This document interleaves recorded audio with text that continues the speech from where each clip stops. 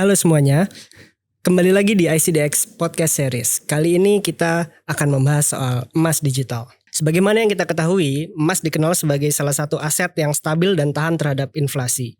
Bahkan sejak dulu, emas menjadi alat bagi masyarakat untuk melakukan lindung nilai. Tapi kini, transaksi emas mulai bergeser. Dari yang sebelumnya bertransaksi secara fisik, kali ini sudah mulai seiring dengan perkembangan teknologi mulai ke arah digital. Namun di balik kemudahan itu muncul beberapa kekhawatiran. Apakah emas yang dibeli secara digital itu ada? Bagaimana jika penyedia layanan tidak memiliki emas fisik saat kita ingin menarik emas tersebut? Untuk menjawab kekhawatiran tersebut, pemerintah melalui Bapepti mengeluarkan regulasi ketat tentang perdagangan emas digital untuk memastikan bahwa transaksi yang dilakukan masyarakat benar-benar terlindungi. Mulai dari sistem penyimpanan, proses clearing, dan pelaporan dilakukan melalui bursa resmi.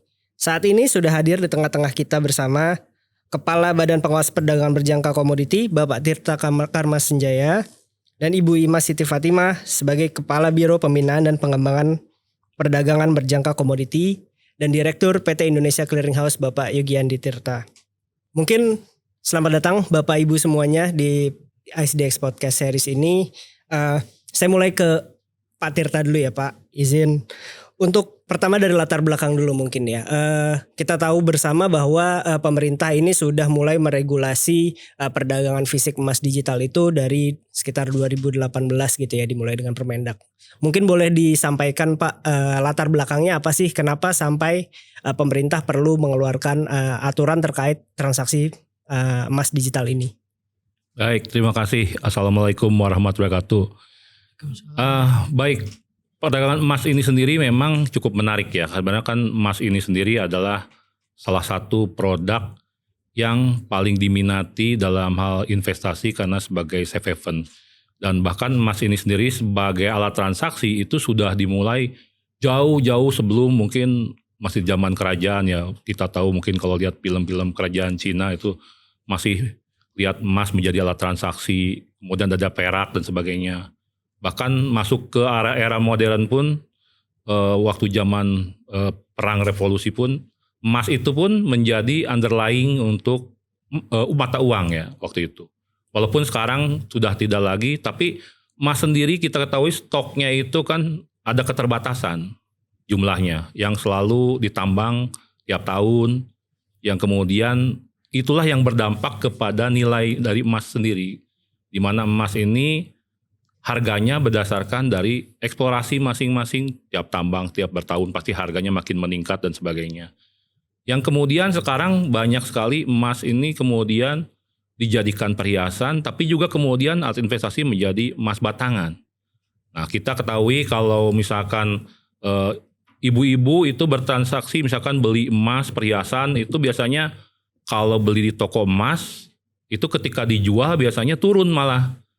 Karena biasanya ada tawar-menawar lagi tuh dengan toko emasnya. Nah di sini pasti ada resiko nih. Kenapa emas justru harganya malah turun gitu kan. Nah justru kita ingin memperlihatkan di sini kalau mau transaksi emas harus transparan. Tapi juga harus bisa dijaga resikonya. Nah di sini kemudian kita hadir dalam hal ini dari pemerintah untuk perdagangan emas fisik. Ini emas fisik ini berarti ada emas fisiknya nih. Tapi kemudian dipermudah user friendly melalui platformnya secara digital. Nah walaupun demikian supaya tidak ada resiko maka kita kemudian mengatur regulasinya melalui Permendag 119 tahun 2018. Di situ kita mulai mengatur untuk perdagangan fisik emas nih di situ. Nah dengan hal tersebut tentu saja resiko-resiko yang kemudian akan terjadi dari perdagangan emas ini itu semua bisa dikurangi karena memang di platformnya sudah jelas transaksinya akan tercatat. Dan yang memudahkan lagi adalah kalau kita beli emas batangan langsung mungkin kita harus ngumpulin dulu uang sampai dapat minimal 1 gram. Kalau ini kita bisa mulai mencicil dulu nih. Karena kita kan bisa menggunakan walletnya, misalkan top up-nya wallet 50.000, transaksi misalkan 10.000, beli fraksinya emas 0, sekian gram. Nah kemudian setelah nanti dapat 1 gram, 5 gram nanti bisa kemudian dicetak ataupun ditarik. Ditariknya di mana? Bisa nanti di vending mesin atau kemudian ditarik langsung ke tokonya. Atau juga bisa ditarik melalui kurir, bisa dikirim kurir. Nah ini fasilitas-fasilitas ini yang kemudian sudah diakomodir di perdagangan emas. Nah tentu saja manfaatnya untuk perdagangan emas fisik dan secara digital di platform ini selain transparan juga kemudian mengurangi resiko, kemudian kemudahan bagi masyarakat, dan kemudian kepastian terutama ya, kepastian ya bahwa emas fisiknya ini yang diperdagangkan adalah 1:1 sudah ada di dalam platform ini dan sudah disimpan di custody seperti itu. Ya mungkin Pak secara umum gitu ya, bahwa bisa disimpulkan tadi tujuan dari peraturan itu adalah melindungi konsumen ya tadi dengan segala resikonya gitu. Tapi secara mungkin bisa dielaborasi gitu, sebenarnya dari bentuk perlindungannya itu seperti apa sih kalau berdasarkan regulasi? Tadi kan Bapak udah jelaskan gitu bahwa emasnya pasti ada gitu ya dan lain sebagainya. Itu kira-kira bisa diterangkan lebih lanjut kah Pak? Nah untuk itu kemudian selain tadi saya sampaikan sudah diatur ada peraturan Menteri Perdagangan 119 tahun 2018 tentang kebijakan umum perdagangan fisik emas digital di bursa berjangka. Kemudian untuk mekanisme perdagangannya emas fisik ini di pedagang fisik emas digital yang kemudian terkoneksi dengan ada bursa untuk pencatatan, kemudian clearing untuk penjaminan untuk transaksi itu, kemudian ada custody untuk menjamin penyimpanan emas fisiknya. Itu kemudian kita atur dalam peraturan Bapepti. Di sini dimulai tahun 2019 ada peraturan Bapepti nomor 4 tahun 2019. Kemudian terakhir juga ada dirubah lagi peraturan Bapepti nomor 13 2019. Dan kemudian terakhir itu melalui peraturan Bapepti nomor 9 tahun 2023. Nah di sini tentu saja kami komitmen regulasi ini adalah untuk memberikan perlindungan bagi para konsumen dan juga memberikan iklim usaha yang kondusif bagi para pedagang emas fisik ini digital ini supaya semuanya bisa berjalan bersama-sama, pencatatannya juga jelas, kemudian tertelusur dan semuanya transparan. Nah, regulasi ini tentu saja mengatur semua terkait dengan izin terkait dengan untuk pedagang fisik emas digitalnya, kemudian meregulasi terkait dengan untuk clearingnya. Di sini hadir ada Pak Yugi sebagai salah satu di ICH yang di ekosistem ini. Kemudian bursanya dalam hal ini di ICDX. Dan kemudian juga nasabahnya itu semua diatur mekanismenya seperti apa dalam bertransaksi emas digital di platform emas digital ini seperti itu. Oke, mungkin saya ke Bu Ima kali ya. Tadi Pak Tirta udah menyinggung soal mekanisme gitu ya. Mungkin boleh diterangkan Ibu, mekanisme transaksi di pasar fisik emas digital ini seperti apa sih? Baik, terima kasih Pak Evan. Jadi kalau untuk mekanisme perdagangan fisik emas ya yang sudah masuk dalam peraturan Bapepti yang tadi Pak Kepala sudah sampaikan, yaitu nomor 4 tahun 2019 yang telah diubah menjadi nomor 13 tahun 2019. Itu sebenarnya kita harus berbicara mengenai kelembagaan apa saja yang terlibat di dalam penyelenggaraan pasar fisik emas tersebut, digital tersebut. Pertama, kita memang sudah saat ini Bapepti sudah memberikan persetujuan untuk 2 bursa berjangka, yaitu PT Bursa ICDX dan juga BBJ ya. Dan lalu untuk lembaga clearingnya juga kita sudah memberikan persetujuan, yaitu PT Clearing Berjangka Indonesia dan PT ICH. Di sini sudah ada Pak Yugi, dan juga kita ada 2 pengelola tempat penyimpanan yang tadi Pak Kepala sudah sampaikan dari custody untuk yang sudah diberikan persetujuan, yaitu pertama PT ICDX Logistik Berikat dan juga PT Kinesis Monetary Indonesia. Itu penting. Jadi ada 2 lembaga, 3 lembaga ini adalah yang memang berperan utama ya sebenarnya. Jadi pertama kalau untuk bursa adalah yang tadi Bapak Kepala sudah sampaikan juga, itu adalah terkait tentang pencatatan dan sistemnya juga. Nah yang kedua adalah untuk lembaga clearing, itu yang penting untuk penjaminan dan juga untuk ya artinya jaminan, artinya barang itu memang sudah harus ada dan tersedia di memastikan bahwa barang emas itu ada di tempat pengelola, tempat penyimpanan ya. Lalu satu lagi sebenarnya ini adalah kelembagaan semua yang sudah diberikan persetujuan oleh Bapepti. Nah, yang untuk pedagang fisik emas digital ini yang berperan cukup memang penting juga, yaitu dan kita baru memberikan persetujuan sekitar 7 pedagang emas digital. Mungkin nanti Kalau untuk detailnya nama-namanya mungkin bisa langsung dicek ya di website KAWI, sudah ada di Bapepti.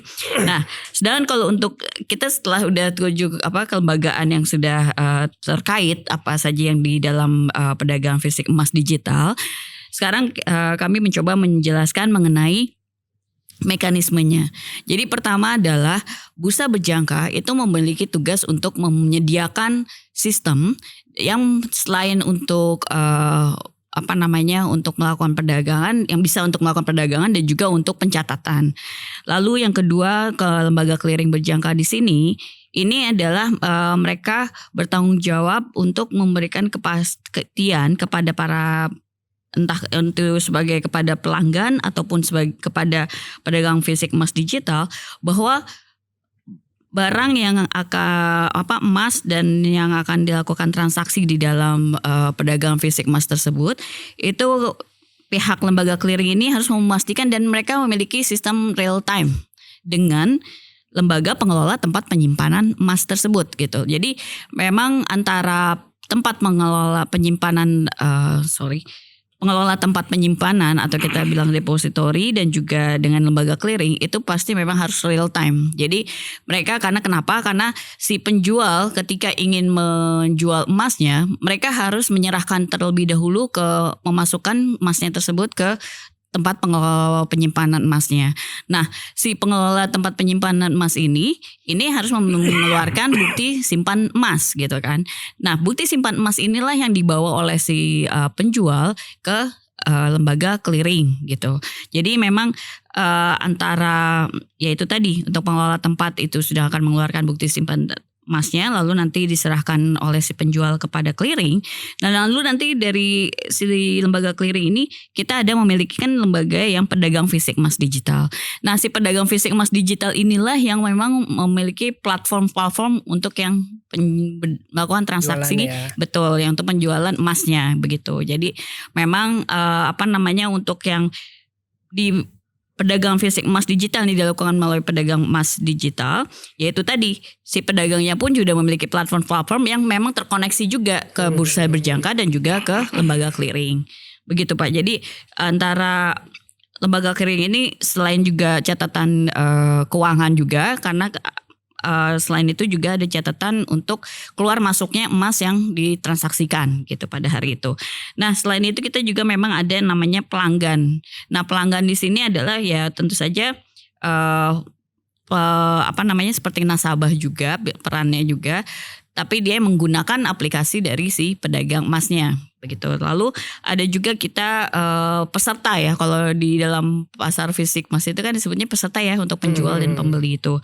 Nah, jadi memang semuanya itu yang pasti sudah secara digital, dan kita juga di sini memastikan dalam peraturan Bapepti juga itu sudah tersebut diwajibkan bahwa si pengelola tempat penyimpanan ini dan juga clearing itu harus memastikan bahwa emas yang dilakukan emas yang disimpan oleh si pedagang emas fisik ini itu minimal wajib 10.000 gram. Jadi sekitar 10 kilo ya. Jadi itu harus tersedia. Jadi harus minimal. Simpan dulu ya Bu, 10 kilo masuk. Betul. Nah, kalau memang dalam kegiatan transaksi tersebut ada masuk keluar masuk itu kan karena transaksi terjadi. Nah, ketika sudah berkurang dari 10.000 gram, nah itu harus top up seperti gitu ya. Jadi artinya harus diisi lagi gitu kan. Nah, itu pokoknya harus minimal yang dipenuhi oleh si pedagang fisik emas itu harus sebesar itu. Gitu sih Pak. Jadi mungkin kalau transaksi dari karena sudah platform ya, jadi otomatis itu udah user friendly by handphone atau komputer juga udah bisa gitu. Siap.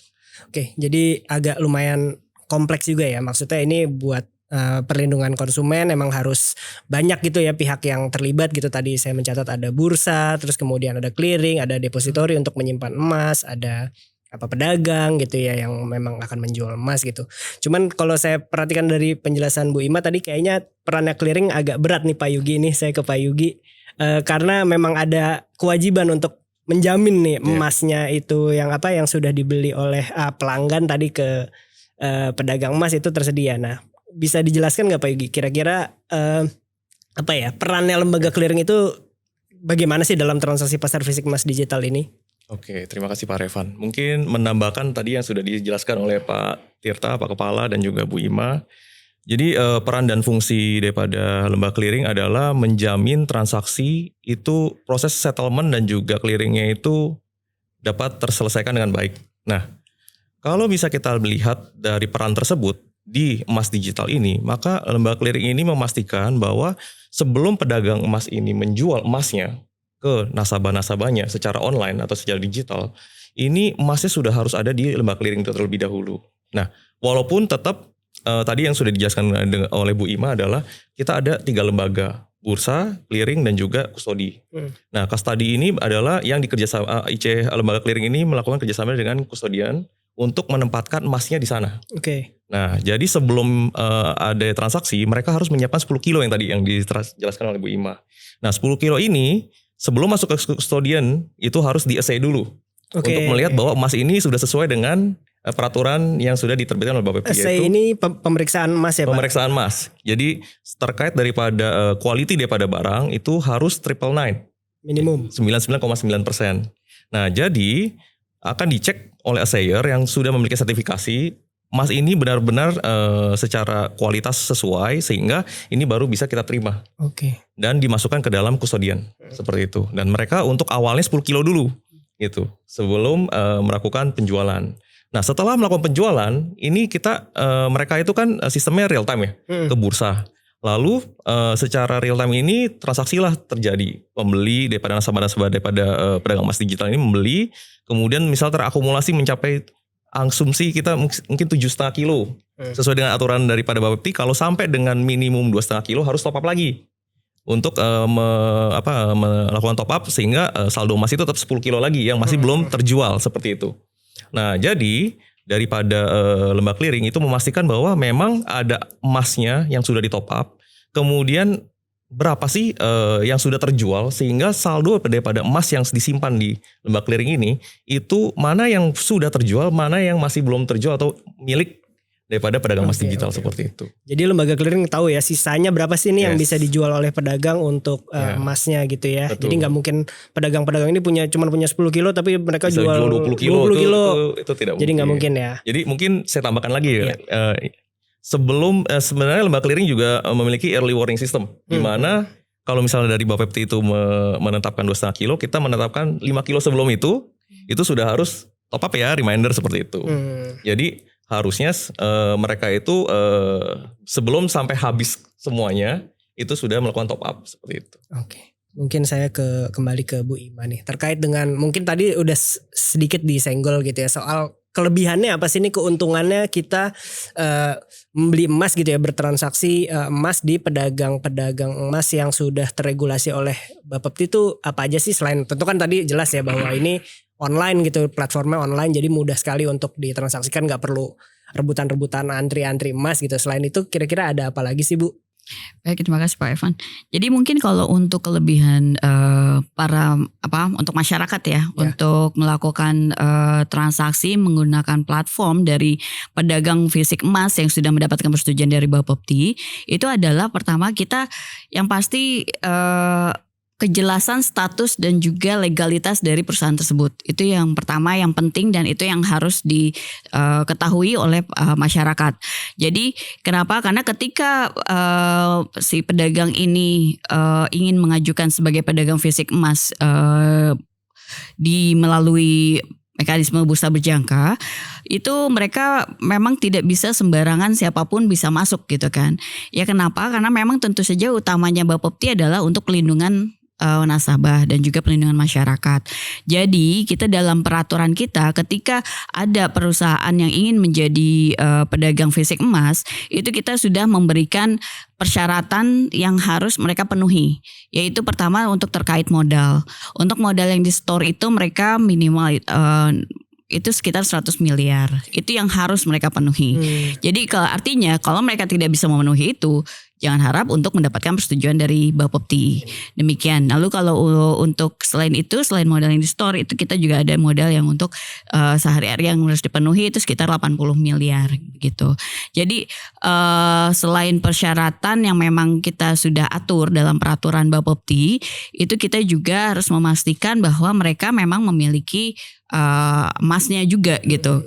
Karena kita juga tidak menjaga agar masyarakat ini kan sebenarnya yang melakukan transaksi fisik dan melakukan jual beli melalui platform yang di pedagang fisik emas yang sudah ada persetujuan dari Bapepti itu kan sebenarnya mereka ingin juga mendapatkan emasnya gitu kan. Rata-rata sih seperti itu. Jadi otomatis melihat seperti itu, makanya kita dalam peraturan Bapepti adalah mengatur untuk lebih memastikan bahwa mereka memang ada memiliki emasnya tersebut gitu. Itu makanya tadi ada peraturan yang 10 kilo gitu kan. Jadi memang ya seperti itu. Jadi pertama adalah kita memberikan persetujuan yaitu dalam bentuk legalitas, dan lalu setelah itu ya tentu saja sebagai bentuk perlindungan nasabahnya. Demikian, Pak. Oke, terus mungkin saya kembali ke Pak Yugi nih, Pak.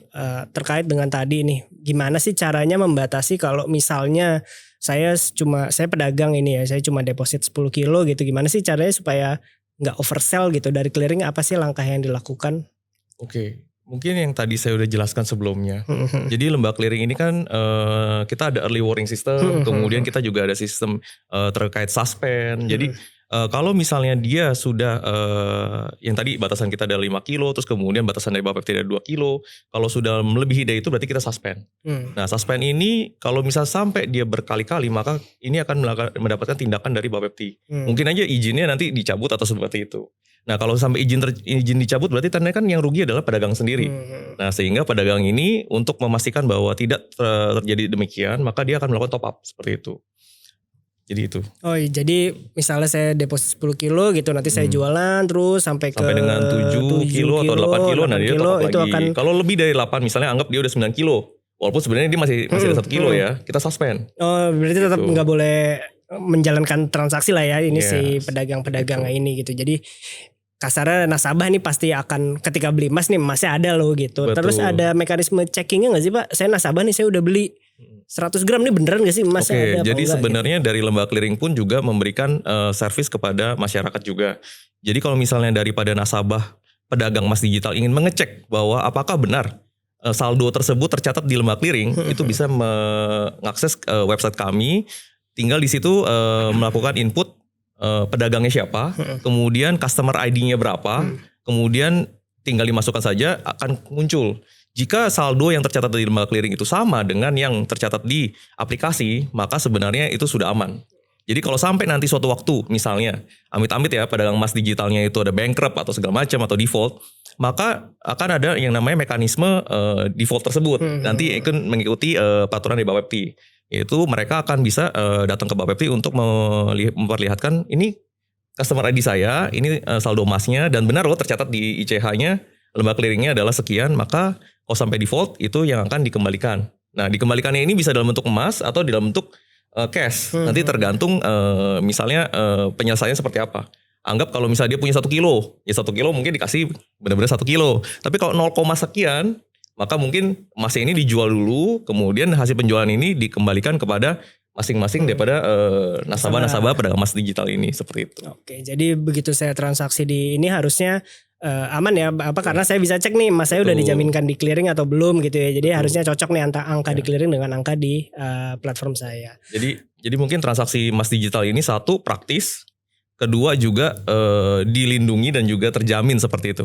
Terus ke Pak Tirta nih mungkin untuk gimana sih kita bisa verifikasi gitu pedagang emas apa sih yang aman gitu untuk kita saya nih misalnya saya calon nasabah gitu, saya mau beli emas secara digital gitu, gimana sih saya bisa tahu nih pedagang emasnya yang oke, yang aman, yang kira-kira terlindungi, itu kira-kira gimana sih Pak caranya Pak?